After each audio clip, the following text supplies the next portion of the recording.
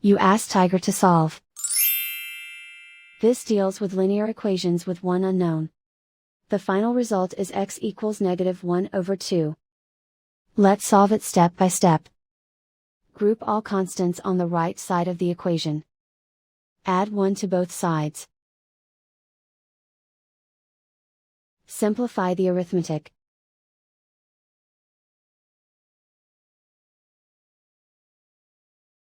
Isolate the x. Divide both sides by -2. Cancel out the negatives. Simplify the fraction. Move the negative sign from the denominator to the numerator.